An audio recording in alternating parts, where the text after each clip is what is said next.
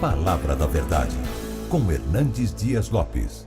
Meus amados, vamos abrir a palavra de Deus. O livro de Apocalipse, capítulo 2. Apocalipse, capítulo 2. Versos de 1 a 7.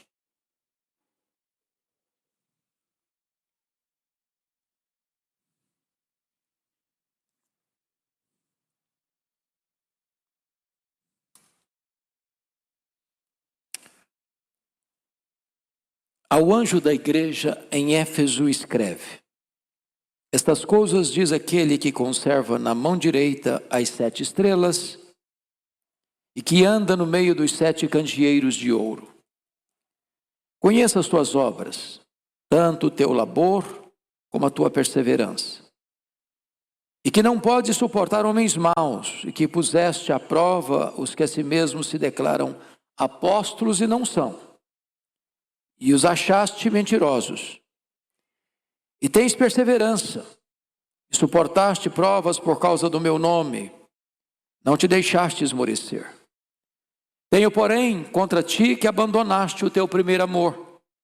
Lembra-te, pois, de onde caíste. Arrepende-te e volta à prática das primeiras obras. E se não, venho a ti e moverei do seu lugar o teu candeeiro, caso não te arrependas. Tens, contudo, a teu favor que odeias as obras dos nicolaítas, as quais eu também odeio. Quem tem ouvidos, ouça o que o Espírito diz às igrejas. Ao vencedor dar-lhe-ei que se alimente da árvore da vida, que se encontra no paraíso de Deus. Amém. Eu quero fazer uma breve retrospectiva do começo da história do cristianismo no primeiro século até esse momento onde Jesus envia esta carta à igreja de Éfeso. Vocês bem sabem que quando Jesus nasceu em Belém da Judeia, quem governava o Império Romano era César Augusto. Ele reinou do ano 27 a.C. ao ano 14 depois de Cristo. Depois ele é sucedido pelo seu filho adotivo, Tibério César, que governou do ano 14 ao ano 37 da era cristã, foi quando Jesus morreu na cruz e ressuscitou. E a obra missionária começa a se expandir. Depois ele é sucedido por Calígula, que tem um reinado breve, de 37 a 41. Foi um homem muito perverso e foi assassinado. Depois vem Cláudio, do ano 41 ao ano 54, quando houve a grande fome no mundo, profetizada por Ágabo. E os judeus foram expulsos de Roma, e Paulo então faz o levantamento de uma grande coleta para os pobres da Judéia. Cláudio é sucedido por Nero, que governa de 54 a 68. E ele foi um homem perverso, cruel, depravado, mandou matar inclusive a sua própria mãe. Foi no seu governo que Roma foi incendiada no ano 64, e foi no seu governo que os apóstolos Paulo e Pedro foram martirizados. Depois da morte de Nero em 68, aliás, suicídio, em 69 até 79, governa Vespasiano. E era o governo de Vespasiano que Jerusalém cai nas mãos dos romanos no ano 70 e há a dispersão dos judeus. E nesse mesmo ano 70 é inaugurado o Coliseu Romano, o Anfiteatro da Morte. Depois assume brevemente o governo Tito Flávio, aquele general que tomou Jerusalém no ano 70. Mas em 81 até 96 governa Domiciano, chamado de o segundo Nero, pela maneira tão cruel e perversa como atacou e perseguiu a igreja de Deus. É no período então de Domiciano que os apóstolos de Jesus estão mortos, e todos, com exceção de João, estão mortos pelo viés do martírio. João é pastor em Éfeso, a capital da Ásia Menor. Quando ele é deportado para ilha vulcânica do mar Egeu, uma espécie de colônia penal, a ilha de Patmos. De certa forma, aquela era uma prisão condenatória à morte, porque o prisioneiro ficava ali em trabalhos forçados até a morte. As portas estavam todas fechadas para João, que já era um homem muito idoso nessa época. Mas quis Deus que o destino da história não estivesse nas mãos de Domiciano, porque Deus nunca abriu mão de ter as rédeas da história em suas poderosas mãos. Então aquilo que parecia ser o fim da igreja, era uma porta aberta de esperança para a igreja. E João ali em Patmos tem uma revelação do Senhor Jesus Cristo, o Cristo glorificado, que aparece para ele de uma maneira tão linda e tão extraordinária.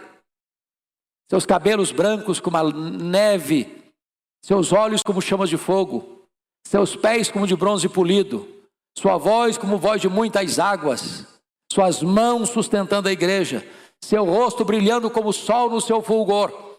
E diz a Bíblia que João, ao ver o Cristo da glória, cai como morto aos seus pés, e o Senhor põe a mão direita sobre ele e diz: não temas, João, eu sou o primeiro e o último, eu estive morto, mas estou vivo pelos séculos dos séculos, e tenho as chaves da morte e do inferno. E ali então o Senhor ordena a João escrever igrejas, as 7 igrejas: Éfeso, Esmirna, Pérgamo, Tiatira, Sardes, Filadélfia e Laodiceia. É importante destacar, meus amados irmãos, que a cidade de Éfeso era uma cidade muito importante. Ela era a capital da província da Ásia. A cidade de Éfeso, na época, tinha mais de 300 mil habitantes. A cidade de Éfeso era uma cidade fortemente marcada pela idolatria, porque era uma cidade que hospedava uma das 7 maravilhas do mundo antigo, o templo da deusa Diana, um templo jônico de mármore, bordejado de ouro, um colosso de construção 4 vezes maior do que o Partenon. Os nichos do templo eram o principal produto a ser vendido para os turistas ou comerciantes que chegavam na cidade. Além do que, Éfeso era a sede de um ocultismo muito forte. Muita gente ligada à feitiçaria e ao ocultismo. Se não bastasse isso, Éfeso era também um dos principais centros de adoração ao imperador. E diz a Bíblia que Paulo vai para lá, na sua 3ª viagem missionária, e fica nessa cidade 3 anos. E aqui, meus amados, eu vejo um dos maiores avivamentos da história. Porque pensem comigo, uma cidade de 300 mil habitantes, chega um pregador. E esse pregador não tem os meios de comunicação que temos hoje. Não tem televisão, ele não tem rádio, ele não tem mídia social, ele não tem Bíblia impressa, ele não tem literatura, ele não tem os recursos que nós possuímos. E diz a Bíblia que em 3 anos que Paulo ficou ali, a idolatria entra em colapso, os feiticeiros se convertem e queimam os seus livros em praça pública, a palavra de Deus prevalece na cidade, e daquela igreja, outras igrejas são plantadas em toda a província, como Esmirna, Pérgamo, Tiatira, Sardes, Filadélfia, Laodiceia, Colossos e Hierápolis. Um grande avivamento espiritual. Depois que Paulo saiu de Éfeso, ele vai para Jerusalém, é preso em Jerusalém, fica 2 anos sendo acusado em Cesareia, e então ele opta por ser julgado em Roma. E da primeira prisão de Roma, ele escreve a sua carta aos Efésios. E é muito importante que nesta carta Paulo destaca a fé, a esperança e o amor daquela igreja. Porém, agora é passado mais uma geração. Nós estamos falando por volta do ano 96. E agora é o Senhor Jesus que manda uma carta para esta igreja. E Jesus elogia esta igreja pela sua fidelidade doutrinária, pela sua integridade moral e pela sua perseverança, apesar do sofrimento e da perseguição. Mas Jesus precisa repreender essa igreja, Tenho, porém, contra ti que tu abandonaste o teu primeiro amor. Eu quero crer que esta carta de Jesus à igreja de Éfeso é uma carta dirigida hoje à igreja presbiteriana de Pinheiros e a todas as igrejas representadas aqui nesta noite. Esta carta tem endereço. É o meu coração. É o seu coração. Nós não estamos lidando com um destinatário distante de nós geográfica e temporalmente. Nós estamos aqui hoje porque esta carta é para nós. Quem tem ouvidos, ouça o que o Espírito diz às igrejas. Então chama a sua atenção para alguns aspectos desta carta. Primeiramente, Jesus se apresenta a esta igreja para dar segurança a ela. Veja comigo o versículo 1. Você pode ler novamente o versículo 1 comigo? Ao anjo da igreja em Éfeso escreve: estas coisas diz aquele que conserva na mão direita as 7 estrelas, que anda no meio dos 7 candeeiros de ouro. A primeira coisa que eu chamo a sua atenção é que esta igreja, ela está segura nas mãos de Jesus. Ele conserva na mão direita as 7 estrelas. E é muito importante entender isso aqui. Eu gostaria que você compreendesse a mensagem. Olha o verso 1, capítulo 1, verso 16. Tinha na mão direita 7 estrelas. Sublinha o verbo tinha. Agora volte os seus olhos, capítulo 2, verso 1. Conserva na mão direita as 7 estrelas. Eu peguei essa tampa aqui propositadamente. A tampa de uma garrafa d'água. Acho que dá para ver daí. A ideia aqui de conserva na mão direita não é como eu tenho esta garrafa d'água. Ela está na minha mão, mas ela não está toda dentro da minha mão. A ideia de conservar é exatamente esta aqui. Eu tenho essa tampa na mão, mas ela está totalmente dentro da minha mão. A ideia que o texto quer dizer para nós é que a igreja, a liderança da igreja, ela está rigorosamente dentro da mão do Senhor Jesus Cristo. A igreja está guardada, a igreja está protegida. Ele é o dono da igreja. E aquele que está na mão dele, ninguém pode tirar da mão dele a igreja dele. Mas em segundo lugar, você vai notar no verso 2 ainda, que ele anda no meio dos 7 candeeiros de ouro. Quando você vai para o capítulo 1, versículo 13, ele está no meio dos candeeiros, mas agora ele não só está no meio dos candeeiros, ele está andando no meio dos candeeiros. E para mim, meus irmãos, esta é uma das verdades mais sublimes da igreja, e nós jamais podemos perder isso de vista. É o Jesus presente. É o Jesus que veio antes de nós chegarmos aqui. É o Jesus que está neste ambiente, neste lugar. É o Jesus que está andando entre os candeeiros e andando para sondar, para corrigir, para exortar, para consolar, para fazer promessas. Ele está aqui. Quantas vezes nós nos reunimos, domingo após domingo, semana após semana, mês após mês, ano após ano, e nós não temos a percepção gloriosa da presença manifesta do Senhor Jesus. É uma reunião. Entramos desatentos, saímos descuidados, mas Ele está aqui. E é porque Ele está aqui que nós viemos aqui.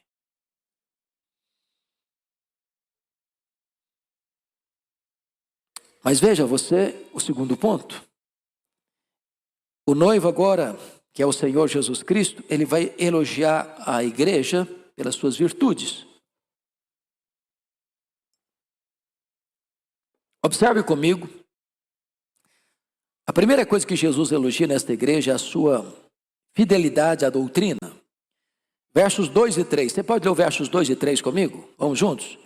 Conheço as tuas obras, tanto o teu labor como a tua perseverança, que não pode suportar homens maus, que puseste à prova os que a si mesmos se declaram apóstolos e não são, e já achaste mentirosos, e tens perseverança, suportaste prova por causa do meu nome, e não te deixaste esmorecer.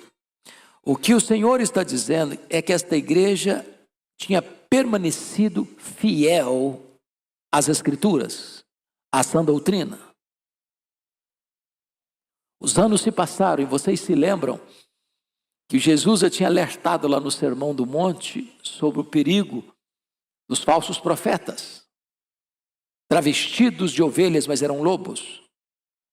Quando Paulo, saindo dessa igreja aqui de Éfeso, encontra os presbíteros de Éfeso no porto de Mileto, ele alertou aqueles presbíteros de que os lobos estavam prestes e prontos a entrar na igreja para devorar as ovelhas. Esta igreja permaneceu fiel. Esta igreja sabia distinguir o que era um apóstolo de Cristo e o que era um falso apóstolo, o que trazia verdade e o que não trazia verdade. E eles rechaçaram, e eles rejeitaram os falsos apóstolos, porque eles não abriam mão da verdade da sã doutrina.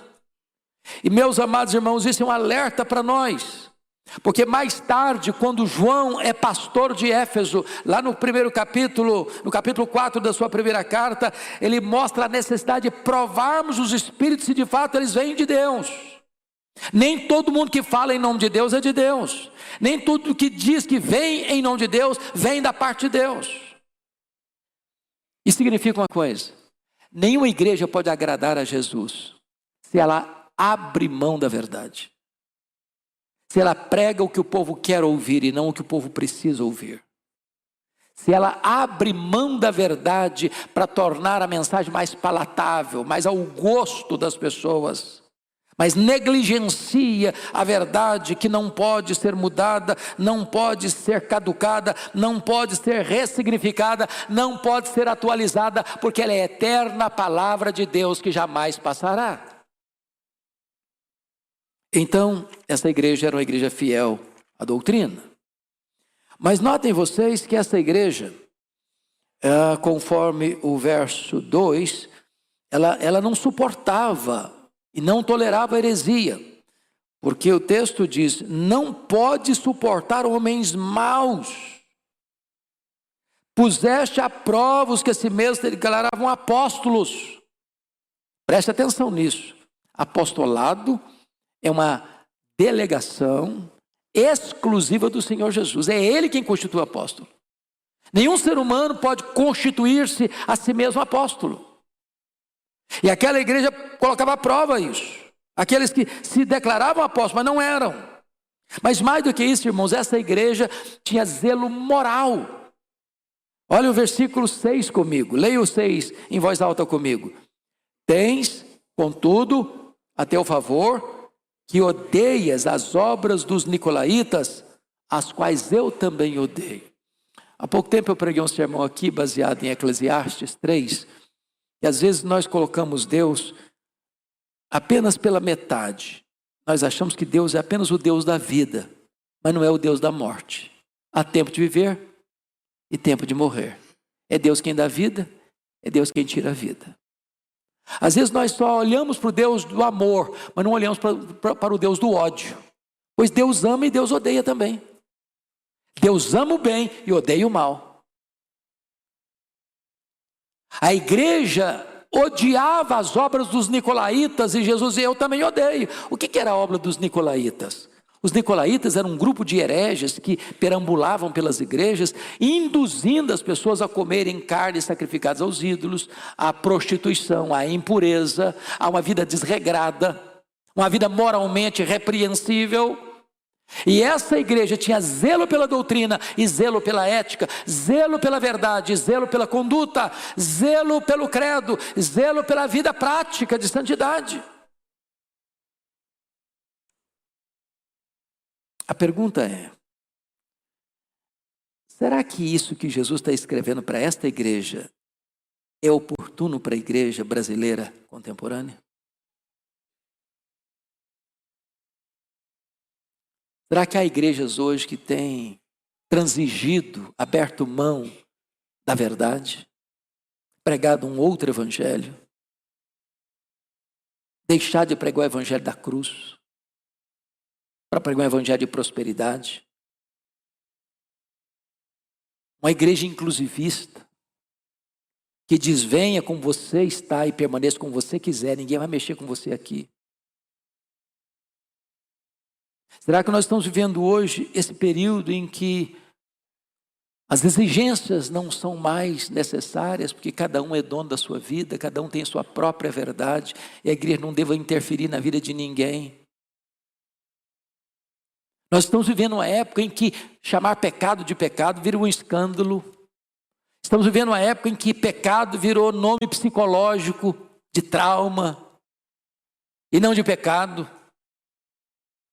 Nada tem nada a ver. E esta carta que Jesus envia à igreja de Éfeso é uma carta que Jesus envia para a igreja evangélica brasileira. E eu não quero pensar no outro, eu quero pensar em mim. Quero pensar no meu coração. É uma carta para mim, é uma carta para você. Mas, meus amados, eu gostaria que nós pudéssemos perceber outra coisa. Era uma igreja envolvida com a obra de Deus. Versículo 2: conheço as tuas obras. A igreja de Éfeso era uma colmeia industriosa. A igreja de Éfeso não era composta de crentes de braços cruzados. E hoje a realidade brasileira, vocês sabem disso, é que na igreja 20% trabalha, 80% assiste e critica quem trabalha. A igreja de Deus é o corpo de Cristo. E cada membro do corpo tem uma função.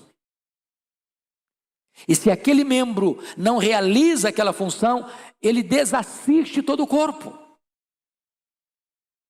Me permita uma ilustração muito simplória. Imagine você, eu acho que dos frutos das frutas, uma das mais belas e atraentes e perfumadas e saborosas é a manga rosa. Você já viu uma manga rosa? Já pegou uma manga rosa no pé? Você vê a manga, seus olhos veem. Seus olhos não podem colher a manga, você precisa da mão. Mas não basta você ver e pegar a manga. Você precisa da sua boca, dos seus dentes, da sua língua, do seu esôfago, do seu estômago. É preciso que haja uma coordenação de todos os membros para que esta manga que você viu, desejou, pegou, mordeu, comeu, nutra você. É uma cooperação dos membros. Não há crente sem dom espiritual. E não há nenhum crente com todos os dons espirituais. Nós somos uma unidade na diversidade que precisa ter mutualidade para que o corpo cresça saudavelmente. Então todos precisam trabalhar. E a igreja de Éfeso foi uma igreja tão operante e tão ativa e dinâmica que ela plantou igrejas em toda a província da Ásia Menor. Mas ainda, Jesus elogia aquela igreja. Confira comigo, versos 2 e 3 ainda, quando ele diz assim, veja aí, tanto o teu labor como a tua perseverança. Versículo 3, e tens perseverança, e suportaste provas por causa do meu nome, e não te deixaste esmorecer. Porque às vezes a pessoa passa por uma prova e esmorece. Passa por uma prova e perde a alegria.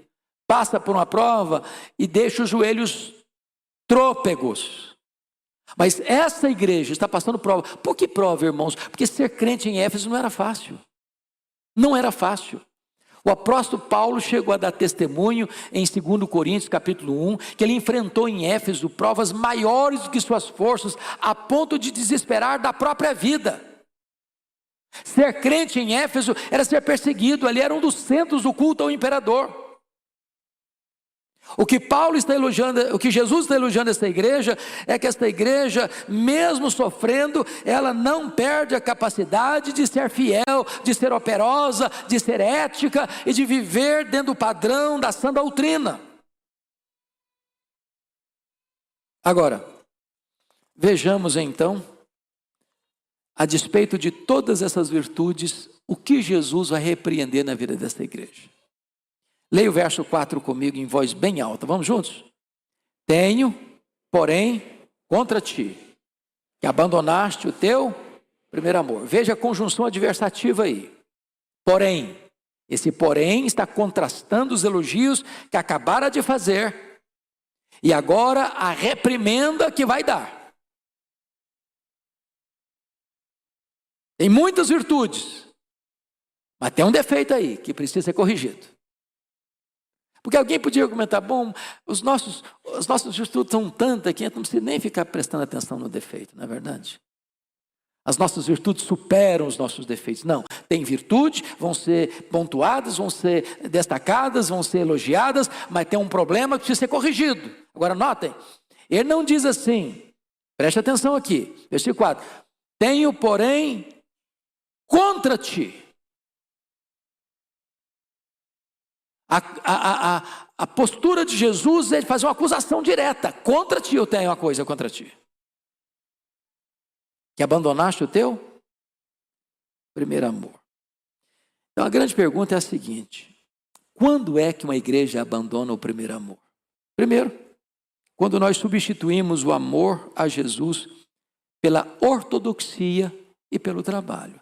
Irmãos, aqui está um perigo grande. Porque veja você que a ortodoxia e o trabalho são coisas boas que Jesus acaba de elogiar.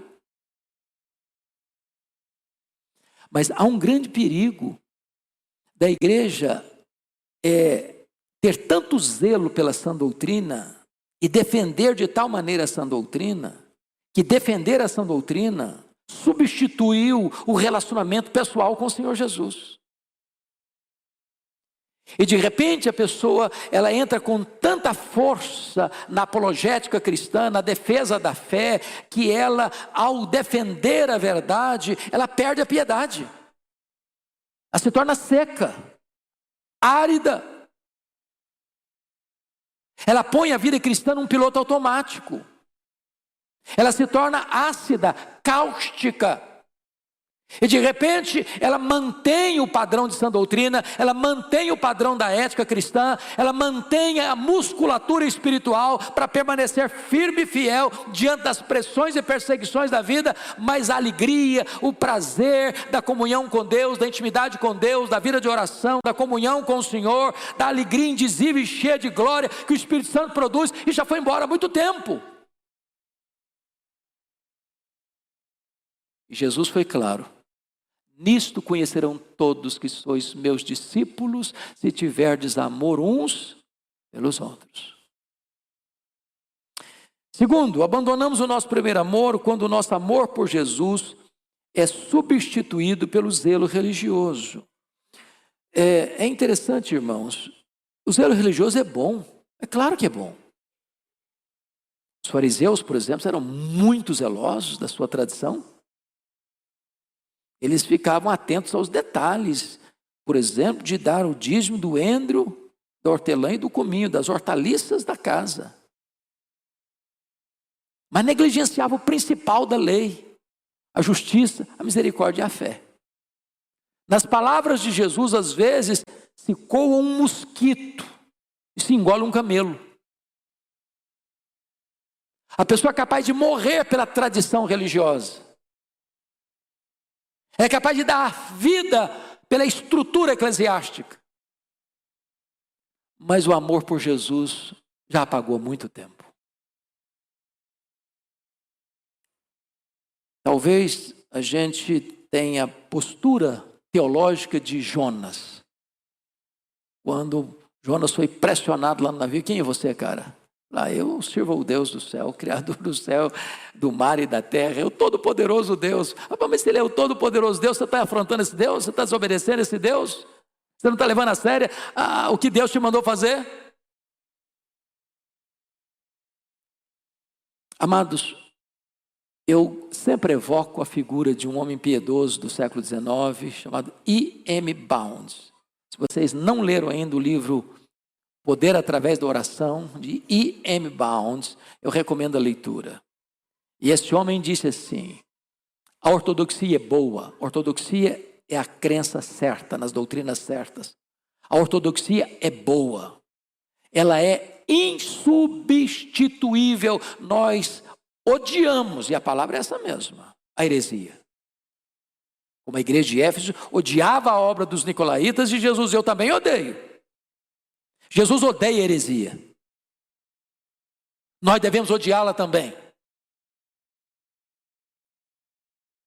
A ortodoxia é boa, ela é insubstituível, mas a ortodoxia morta mata. Há crentes ortodoxos que estão áridos como um deserto, estão secos como um poste. E Jesus está dizendo: eu tenho uma coisa, porém, contra ti, é que tu abandonaste o teu primeiro amor.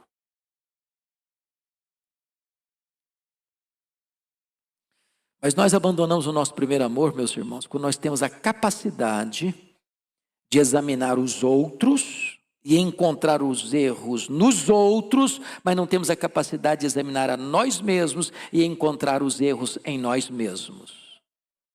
Notem vocês que a igreja tem percepção espiritual de distinguir os falsos apóstolos, de odiar as obras dos nicolaítas. Eles estão corretos no seu diagnóstico dos problemas dos outros, mas eles não conseguem olhar para eles mesmos e perceberem que no coração deles mesmos o amor a Jesus já se apagou.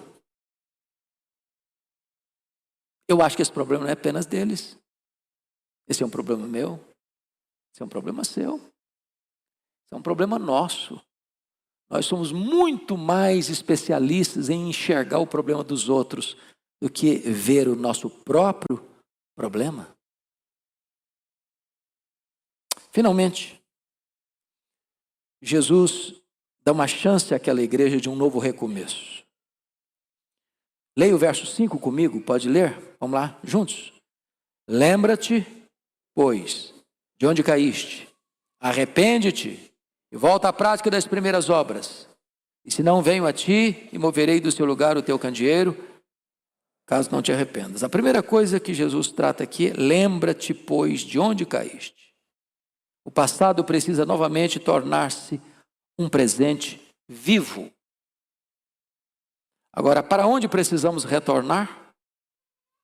Para o ponto do qual nos desviamos. Jesus não está mandando você ficar relembrando os seus pecados, remoendo os seus pecados, como alguns testemunhos, testemunhos que acontecem nas igrejas. O cara conta as mazelas, as misérias, as desgraças da vida e cavuca todos os porões da iniquidade. E lá uma meia frase: a Jesus me libertou. Mas ele falou tanta bobagem, tanta besteira, jogou tanto lixo no ventilador, que aquilo não foi um testemunho, aquilo foi um desastre. Não é lembrar as coisas erradas que você fez, não. É lembrar de onde você estava. Volta lá, volta lá, volta lá.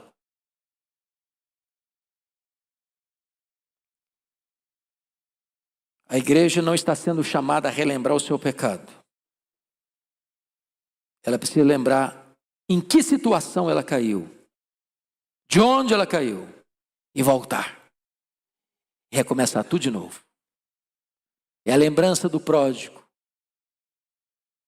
Levantar-me e irei ter com meu pai. E quando ele pensa na casa do pai, é uma casa que tem pão com fartura. Segunda coisa que Jesus dá a oportunidade àquela igreja, meus amados, não é só de lembrar, é de arrepender-se. Versículo 5 diz ainda: lembra-te, pois, de onde caíste, arrepende-te. Arrepende-te.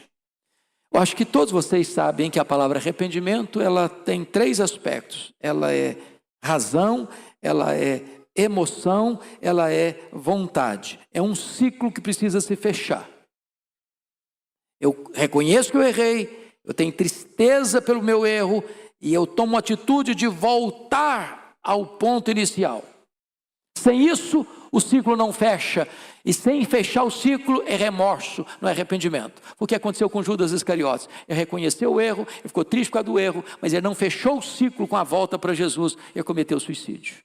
Gera culpa, pesar e não arrependimento e perdão. Então, arrepende-te. Terceiro, volta à prática das primeiras obras, versículo 5. Volta à prática das primeiras obras. Ninguém se arrepende de um pecado e continua pecando. Não é arrependimento e novamente arrependimento e novamente arrependimento. É arrependimento e frutos dignos de arrependimento. Se você parou de orar, você tem que voltar a orar. Se você parou de ler a Bíblia, tem que voltar a ler a Bíblia. Se você parou de frequentar a igreja com assiduidade, tem que voltar a frequentar a igreja com assiduidade. Se você parou de ser dizimista, você tem que voltar a ser dizimista. Se você parou de amar o seu próximo, de cuidar do seu próximo, você tem que voltar a cuidar do seu próximo. Se você parou de ter prazer em Deus, você tem que voltar a ter prazer em Deus. Agora, uma solene advertência aí, meus amados irmãos. O que está acontecendo no verso 5? E se não, vem a ti e moverei do seu lugar o teu candeeiro, caso não te arrependas. Ou seja, o não arrependimento implica em juízo. É arrepender e viver, ou não se arrepender e morrer. Sabe o que aconteceu com essa igreja? O candeeiro dela foi removido. Essa igreja morreu. Eu estive lá em 2011, nessa cidade de Éfeso, e você vê a glória da cidade nos escombros do passado. Apenas uma vaga lembrança de uma igreja que viveu no passado, mas que não escutou a voz do Espírito Santo. E o candeeiro foi removido. Você conhece igrejas hoje que não existem mais? Fecharam as portas? Você conhece igreja hoje, mundo afora, que está virando bar, museu, mesquita muçulmana?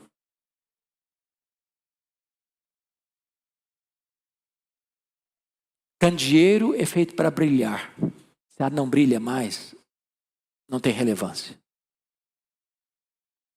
Esse alerta, meus irmãos, não foi só para a igreja de Éfeso, esse alerta é para a igreja brasileira, esse alerta é para você e para mim.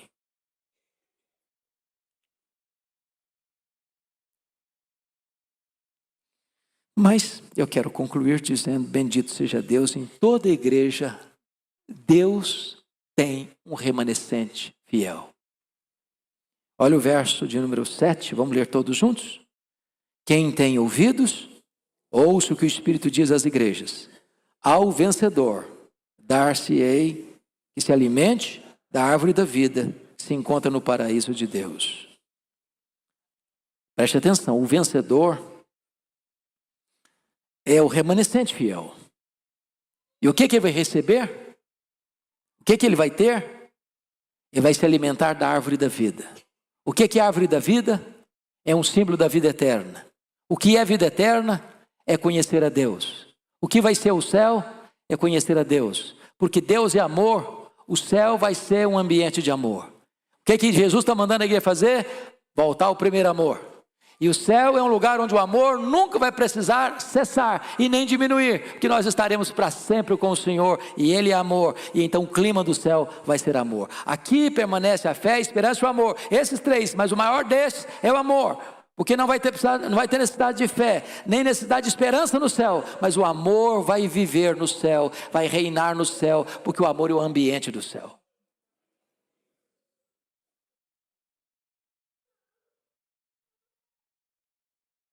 Jesus está aqui hoje, andando entre nós, e dizendo para você e para mim, volte ao primeiro amor. Vamos curvar nossa fronte para orar? E pedir ao Senhor que por sua bondade e graça, Ele nos visite nesta noite.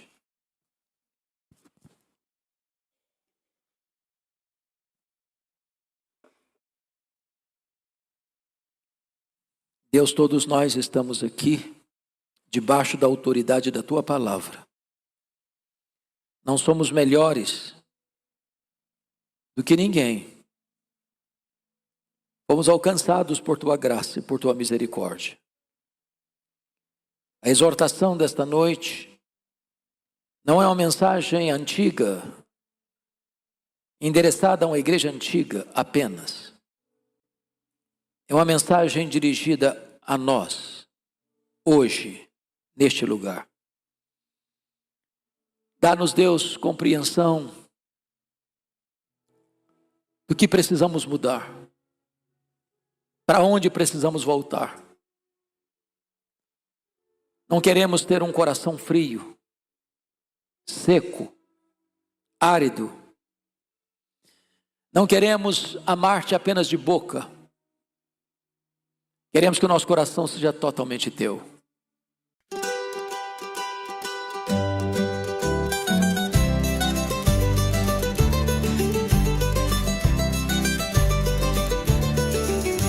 Cos'è questo amore che sento? È così strano che non ci credo. Cammino avanti e indietro, dal nulla sei entrata nel petto mio. Ogni passo mi porta a te, ogni sguardo mi brucia dentro. Sei un sogno che non va via e io non so più che fare. Corri che l'amore mi sfugge, prendilo tra le tue mani, fermati, lo sento nel cuore. Scappiamo via insieme a questo amore. Corri, corri, che scappa l'amore mio. Stringilo, tienilo, che vola via se non lo sai.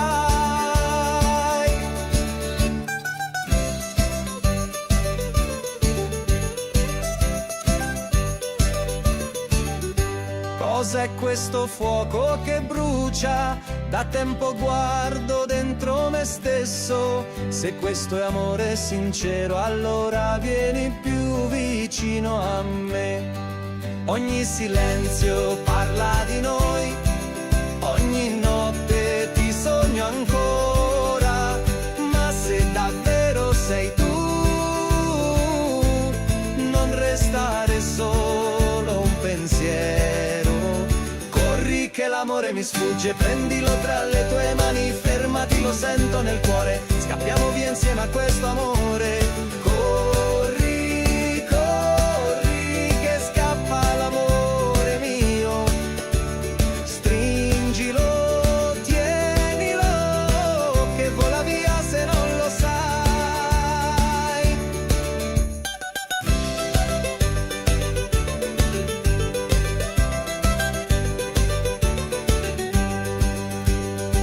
E se domani non ci vediamo, porta con te quello che siamo nel mio cuore. Hai già un posto, non lasciarlo mai più vuoto.